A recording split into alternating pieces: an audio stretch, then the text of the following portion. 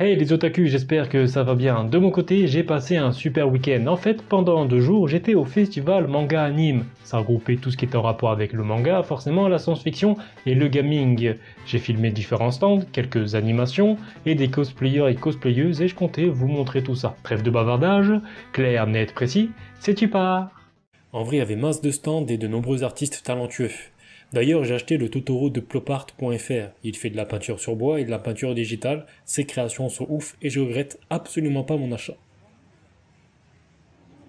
Naturium Clip, c'est le premier stand que je suis allé voir. En même temps, les coquins n'étaient pas loin de l'entrée. Je suis pas fan de Creepy, mais là en fait, ça frise le respect. Il est aussi le dev du jeu Derpy Fight qu'il m'a donné gratos. Et je te remercie une fois de plus, mec. C'est un jeu où il faut sauter sur la tête de l'autre pour gagner, mais t'inquiète, il y a du skill et c'est 4€ sur Steam. Blacklight, en fait, c'est des tableaux en vinyle équipés d'une technologie LED permettant de leur donner vie. YouTubers, Twitchers, les tableaux de Blacklight en font, il y a moyen que ça fasse largement le taf pour votre décoration. Le stand d'Akuma Emiko.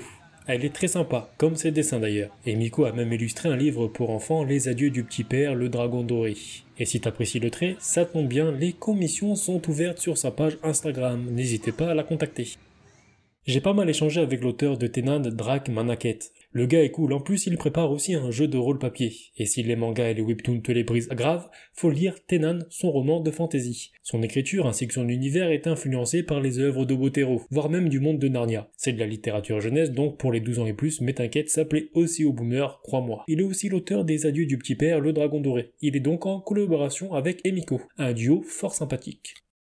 Je vais pas te mentir, j'étais bouche bée quand j'ai vu ses dessins en fait. Va faire un tour sur son Instagram et admire son trait, tout simplement. Les arrière-plans, les couleurs, les personnages, tout est ouf. En plus, les prix sont grave abordables, ça vaut largement le coup.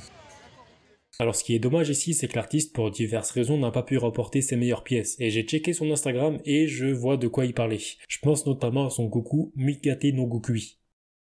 Petit bilan de la convention. Franchement, j'ai vraiment kiffé, c'était ma première, comme je l'avais dit en intro, et je regrette pas d'y être y allé en fait. Les 2 jours sont passés à une vitesse folle. Les gens sont agréables, tu peux t'appeler à discuter avec eux normal, même les vendeurs sont cool, il y a des artistes talentueux que je vous ai montré ou que je vais vous montrer, je sais pas comment je vais faire au montage. Il y a vraiment de quoi s'amuser en fait. Il y a de la musique, il y a beaucoup d'animations avec de la musique. Forcément, j'ai pas pu filmer parce que je risque de me faire strike par YouTube, forcément, mais il y avait de la K-pop, des concours de danse K-pop, c'était un truc de malade. Il y avait même des gens qui avaient fait une chenille. Pour ceux qui étaient là, ils savent de quoi je parle. Ils avaient fait une chenille dans toute la convention, ils chantaient et tout. C'était vraiment bon enfant. Et dis-toi qu'à ce qui paraît, c'est une convention qui était de taille moyenne. Alors, je sais pas ce que ça vaut pour une taille grande. Si un jour je fais la Japan Expo, je vais voir la différence et j'espère la faire un jour parce que vraiment ça m'intéresse de ouf. Et cette première convention m'a donné envie d'en faire d'autres. Et je tenais à remercier aussi les gens que j'ai rencontrés là-bas et avec qui je discute toujours. Maintenant, on va passer à la suite. Shinsekai.fr, c'était le stand le plus grand de la convention, je crois bien. En même temps, c'est le plus célèbre aussi. Ça fait depuis 2012 qu'il livre dans tout l'hexagone. C'est de la vente de figurines, de goodies, de nourriture japonaise. Bref, t'as capté le délire. C'est l'heure du duel avec Shenbox.fr. J'ai longtemps parlé avec la vendeuse qui est très agréable et c'est une véritable passionnée. En gros, elle vend les cartes Yu-Gi-Oh, les sleeves, les classeurs, bref, toute la panoplie du dueliste. N'hésitez pas à la contacter sur Instagram si vous êtes intéressé par diverses cartes. La caverne du geek. Ce qui m'intéressait là, c'était les sacs surprises. D'ailleurs, j'en ai acheté un et je te montre ce que j'ai eu juste après. En fait, c'est un magasin localisé à Marseille qui livre dans toute la France. Goodies, vente de figurines et de confesseries japonaises. Je te rassure, pour commander, rien de plus simple. Contacte-les par MP sur Insta ou Messenger. L'autre point cool, c'est qu'ils reçoivent de temps à autre des doubleurs français. Ils ont déjà reçu le doubleur de C17 et bientôt celui de Natsu. Du coup, j'ai pris un sac surprise à 30€. En fait, il y avait 4 sacs différents. Spécial manga, spécial comics, un à 30€, un à 40€. La différence entre les deux, c'est que la figurine était de meilleure qualité. Mais je te rassure, celle de 30€ fait déjà largement le taf. Je vais vous montrer ce que j'ai eu, parce que ceux qui me suivent sur Instagram savent que j'ai eu un problème technique. Du coup, je peux pas te montrer l'unboxing. À l'intérieur, il y avait une figurine, un poster, un goodies et une friandise. C'était un chewing-gum que j'ai mangé, il n'était pas spécialement ouf. Mais avec, il y avait 2 cartes. C'est du Pokémon, bien évidemment. L'Armélion. Alors on le voit pas à l'écran, mais en fait il y a un effet de foil sur la carte, ce qui fait que ça brille en fait, mais bon, malheureusement on voit pas trop. Voilà, je sais pas ce qu'il y a marqué derrière, mais c'est pas spécialement intéressant je pense. Voilà, la deuxième, toujours dans l'époque épée et bouclier. Voilà, hop, Hop, d'ailleurs, les Japonais, j'ai remarqué, ils aiment bien faire ça. Quand on achète des friandises d'une licence en particulier, en général, avec, ils donnent un petit cadeau. C'est plutôt fun, je trouve. Le stylo DBZ aussi, qui fait plaisir. Toujours, avec un petit Vegeta des familles, là. Hop. Voilà. C'est un stylo lumineux, donc je vous montre ça. Hop. Voilà. Le poster Demon Slayer. Ouais, j'ai eu de la chance. J'aime beaucoup Demon Slayer, même si la fin de ce manga est un peu pas ouf du tout, en fait. Voire même bâclé. J'espère que l'anime, d'ailleurs, va se rattraper. Le fameux poster Kimetsu no Yaiba, pour les intimes. Petit poster des familles qui fait toujours plaisir. Hop. Et la fameuse figurine. Alors, malheureusement, je connais pas la licence. Je sais pas si c'est un manga ou si c'est un jeu vidéo, un JRPG ou un truc du genre. Ça s'appelle Fate Holo Ataraxia. Que voici. Hop. Oh, voilà. N'hésitez pas à me dire en commentaire qu'est-ce que c'est en fait. Est-ce que vous appréciez? De quoi ça parle? Ça peut toujours être intéressant. La fameuse figurine. Que voici. J'ai mis le balai et le socle avec. D'ailleurs, le socle, j'ai mis 10 minutes à le mettre. Je suis pas doué. En même temps, c'est ma première figurine. Déjà, on n'est pas sur de la figurine pop. Là, on est sur une belle figurine, je trouve. Franchement, pour 30 €, enfin, dans un sac à 30 €, je trouve que ça fait largement le taf. Mon seul regret, c'est que peut-être que j'aurais dû prendre un sac surprise à 40 €. Mais en fait, ce que j'ai préféré faire, c'est prendre un sac surprise à 30 € et un sac Hunter x Hunter. Parce qu'en fait, il y avait un stand où il y avait plein de sacs surprises encore. Tu choisissais ta licence, il y avait Hunter x Hunter, du Jojo Bizarre Adventure, du Dragon Ball forcément. Du coup, j'ai pris un sac à 10 €, il y en avait à 25 €. Et franchement, ce que j'ai eu dedans, c'est pas rentable. Par contre, le sac est super, je trouve. Sur ça, il n'y a rien à dire. À l'intérieur, il y avait des dessins et 2 cartes postales. C'était pas ouf en soi, je vais pas te mentir. J'ai aussi reçu ça avec, hop, un petit masque. Voilà. Franchement, la caverne du geek, c'était vraiment kiffant d'ouvrir ce sac et franchement, je suis pas déçu. Voilà, maintenant on va passer à la suite avec les différentes animations qu'il y a eu.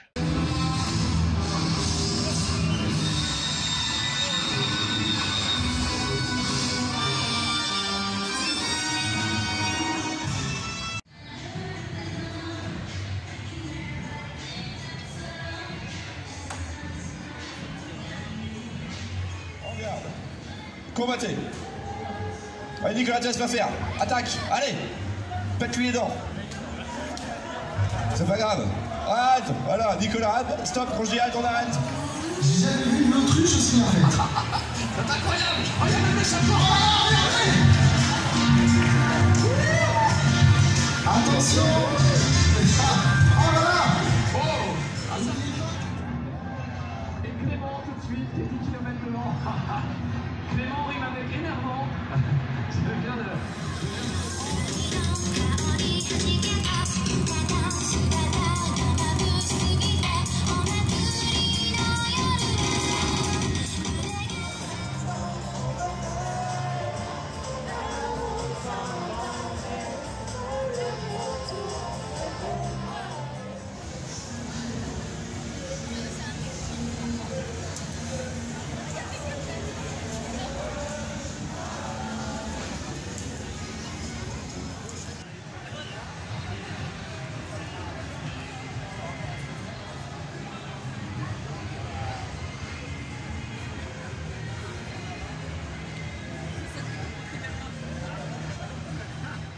C'est nous qui avons inventé le doublage, c'est les Français. Et il y a très longtemps, hein, et nous on travaille avec une bande rythmo, donc on est les plus synchrones de tous les pays du monde en termes de lip sync. Parfois les gens disent c'est pas hyper, je vais aller voir les autres pays parce que nous c'est de loin le mieux. Donc en japonais, histoire que déjà vous puissiez, entre le timecode et le personnage, identifier plus ou moins le timing. On lève le bras, on lui tend le micro, et celui qui répond bien, il est qualifié pour le prochain tour. Voilà. On commence immédiatement. Venez les 8 qualifiés, on y va, on va faire des groupes de 2. Regardez bien, parce que là, ça va être les meilleurs des meilleurs, normalement. Les plus rapides et à la fois ceux qui ont les... Ce que tu viens de voir, en fait, c'est DB Time. Ils avaient organisé 2 animations. La première, c'était sur le doublage. D'ailleurs, j'ai doublé Freezer dans l'Arc du Pouvoir et Goku contre Tago Pai Pai. C'était vraiment super à faire. Se prendre au jeu, c'est vraiment cool. Et ils ont fait aussi un quiz Dragon Ball. En fait, c'était sous forme de tournoi. Le vainqueur remportait une figurine. Même si j'ai perdu en demi-finale, j'ai tout de même eu un petit cadeau. Je te montre ça vite fait. C'est une serviette Dragon Ball avec Vegeta Gorille. Plutôt sympa, je trouve. De toute façon, l'animation était cool et les questions, elles étaient vraiment hardcore. On va pas se mentir, c'était vraiment hard. En même temps, ils sont réputés pour ça, hein. C'est des fins connaisseurs de Dragon Ball. D'ailleurs, je t'invite à t'abonner à leur chaîne si tu kiffes l'univers Dragon Ball, que ce soit le Z, le Super, le GT ou quand Goku est petit. Parce que ça vaut vraiment le coup.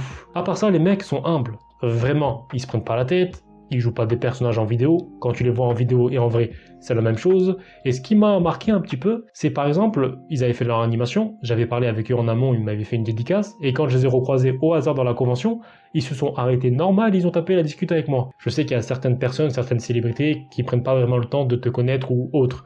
Eux, franchement, ils tapent la discute tranquille. À part ça, pas plus, hein, je crois qu'on va enchaîner directement avec la suite. Avant de passer à la suite, je peux que te conseiller de regarder 2 de mes vidéos préférées. C'est moi qui les ai faites, une qui parle de manga, une qui parle de webtoon. Comme ça, si ça t'intéresse, tu t'abonnes, parce que je fais pas que des conventions, forcément. À la base, je suis un youtubeur, manga et webtoon. Bref, maintenant, on enchaîne avec la suite. Japan Zen, c'est une boutique japonaise en ligne, tout simplement. On y retrouve des objets du quotidien, des vêtements, bref, tout ce qu'on peut retrouver chez nos amis nippons. Alors là, ce stand m'a attiré l'œil directement. Popcut.fr. En fait, c'est du pixel art. L'artiste, ce qu'il fait, c'est qu'il prend une image d'un jeu, souvent rétro, il l'imprime et il refait du pixel art par-dessus. Et en plus, il donne une impression de profondeur. Franchement, c'est impressionnant et je vous conseille vivement de checker son site internet. Flying Gear a des tableaux particuliers. En fait, ils utilisent la technique du letterpress. Pour faire simple, c'est une ancienne technique d'imprimerie qui consiste à presser des lettres dans le papier à l'aide d'une presse typographique. Ce qui donne des images brillantes, toujours en rapport avec l'univers geek, et c'est très beau à voir. Les tableaux sont juste somptueux. Qui a fait le stand Stargate SG1 aussi. C'était un véritable régal et encore mieux pour les fans. En fait, ce qu'ils ont fait, c'est qu'ils ont repris les répliques des armes, des vaisseaux, et ils les ont imprimés à l'aide d'une imprimante 3D. La plupart sont en taille réelle, mais le résultat est bluffant et pour tout fan de Stargate SG1, c'était un véritable kiff. Et la vidéo se termine ici, ou peut-être pas en fait. Comme je l'ai promis, je vais montrer tous les cosplayers et cosplayeuses que j'ai pris en vidéo.